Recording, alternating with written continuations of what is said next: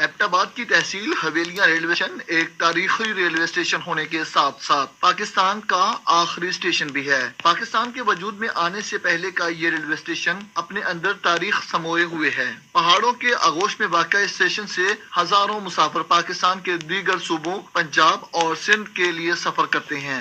हज़ारा का सबसे last station है हवेलियां रेलवे स्टेशन और डिस्ट्रिक्ट एबटाबाद में।